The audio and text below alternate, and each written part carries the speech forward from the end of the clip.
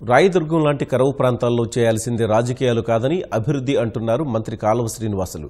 నియోజకవర్గంలో కొన్ని గ్రామాలు ఎడారిగా మారుతున్నాయని, అలాంటి ప్రాంతాల సాగునీటి సమస్యను పూర్తిగా పరిష్కరించడమే లక్ష్యమని స్పష్టం చేస్తున్నారు. మోదీని ఢీకుంటున్న చంద్రబాబు ధైర్యమే గెలిపిస్తుందంటున్న కాలువ శ్రీనివాసులతో ఈటీవీ ముఖాముఖి. అనంతపురం జిల్లా రాయదుర్గం నియోజకవర్గం నుంచి ప్రాతినిధ్యం వహిస్తున్న మంత్రి కాలువ శ్రీనివాసులు మరోసారి ఇదే నియోజకవర్గం నుంచి తెదేపా అభ్యర్థిగా పోటీలో నిలుస్తున్నారు. ఈ 5 ఏళ్లలో ఆయన చేసిన అభివృద్ధి కార్యక్రమాలు ఏంటి, విజన్ ఏంటి, రాబోయే 5 సంవత్సరాల్లో ఏం చేయనున్నారు అనే విషయాలు మంత్రి కాలువ శ్రీనివాసులు గారిని అభ్యర్థిగా పోటీ చేస్తున్న ఆయన అడిగి తెలుసుకుందాం. సార్ నమస్తే అండి. సార్, ఈ 5 ఏళ్లలో మీరు చేసిన అభివృద్ధి కార్యక్రమాలు ఏంటి, ముఖ్యంగా ఏవి చేయగలిగారు, ఏవైనా చేయలేనివి ఏమన్నా మిగిలిపోయాయి? ప్రధానంగా శతాబ్దాల కరువు రాయదుర్గం సొంతం. అనంతపురం జిల్లా ఎడారైపోతూ ఉందని అందరూ ఆందోళన చెందుతూ ఉంటారు. ఆ ఎడారి ఎక్కడో కాదు, రాయదుర్గం నియోజకవర్గంలో 20,000 ఎకరాల్లో ఇసుక మేటలు, ఇసుక దిబ్బలు నిండుకొని ఉన్నాయి. ఈ ప్రాంతంలో రాజకీయాలు కాదు చేయాల్సింది అభివృద్ధి, ప్రజలను ఆదుకోవడం అనే ఉద్దేశంతో ఒక సంకల్పం తీసుకున్న ఈ రాయదుర్గం నియోజకవర్గం నుంచి కరువును శాశ్వతంగా పారదోలే శక్తిని, సామర్థ్యాన్ని నాకు ఇవ్వమని భగవంతుని మనసారా ప్రార్థించే అనేక సందర్భాల్లో నదీ జలాల తరలింపే ఏకైక మార్గమని భైరవాంతిప్ప ప్రాజెక్టును తీసుకున్నాం. ఆ ప్రాజెక్టుకు కృష్ణా జలాలు రావాలని 1.5 సంవత్సరం తీవ్రంగా శ్రమించాం. చంద్రబాబు నాయుడు గారు అనేక సందర్భాల్లో దీనికి నేను చేస్తానని హామీ ఇచ్చారు.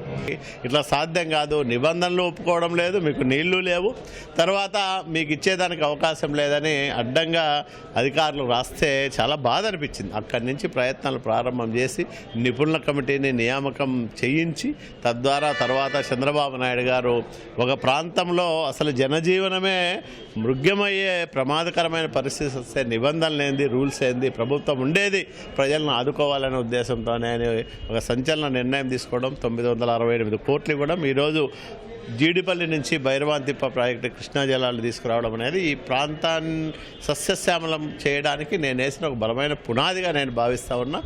అంటే తీవ్ర దుర్భిక్ష ప్రాంతమైన ఇక్కడ గ్రామాలు కావచ్చు, వీటి కావచ్చు, ప్రభుత్వం నుంచి ప్రత్యేకంగా ఏమన్నా నిధులు ఇవి తీసుకొచ్చి గ్రామాల అభివృద్ధి కానీ వీటికి కానీ ఏమన్నా చేయగలిగారా? అంటే నేను అనేక ప్రతిపాదనలు రూపకల్పన చేయించి వాటిని జిల్లా స్థాయిలో ఇప్పుడు ఉపాధి హామీ అనుసంధానం ఉంది, చాలా కార్యక్రమాలు దాంట్లో చేస్తూ ఉన్నాం. అట్లాగే రోడ్లకు సంబంధించి గడిచిన 5 సంవత్సరాల కాలంలో దాదాపు 250 కోట్లు రాష్ట్రం నుంచి ఆర్ఎన్బి రహదారులకు తీసుకొచ్చారు. జాతీయ రహదారి 520 కోట్ల రూపాయలు జాతీయ రహదారి నిర్మాణానికి ఒకటి శాంక్షన్ చేయించి మరి ఆ పనులు ప్రారంభం చేశాం. అట్లాగే మౌలిక సదుపాయాల్లో ఇంటింటికి కుళాయి ఇస్తున్నాం. అంతకుముందు శ్రీరామరెడ్డి డ్రింకింగ్ వాటర్ ప్రాజెక్టు అర్ధాంతరంగా ఆగిపోయిండేది. నేను వచ్చిన తర్వాత ఆ పనులన్నీ కూడా తిరిగి ప్రారంభం చేయించి పూర్తి చేసి 106 గ్రామాలకు ఒకేసారి నీళ్ళు ఇచ్చా. దీర్ఘకాలిక సమస్యలు మరిన్ని నెరవేర్చడానికి మీ అవసరం ఎంత మేరకు ఉందని మీరు?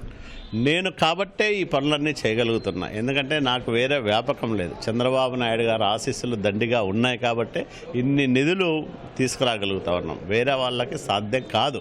ఇంతకుముందు అనేక మంది శాసనసభ్యులు ఇక్కడ పనిచేశారు. నాకంటే ముందు 5 సంవత్సరాలు ఇప్పుడు నా ప్రత్యర్థి కాపురామచంద్ర 5 ఏళ్ళు శాసనసభ్యుడిగా పనిచేశాడు. ఒక్కడంటే ఒక్క పని కూడా ఈ నియోజకవర్గానికి తెచ్చింది లేదు, ఈ ప్రజలకు సేవ చేసింది లేదు. కాబట్టి ఎవరు మేలు, ఎవరు ఈ రాయదుర్గానికి అవసరం అంటే ఖచ్చితంగా నన్నే కోరుకుంటారు తప్ప రెండో మనిషిని నా దరిదాపుల్లో కూడా ఊహించుకోలేరు.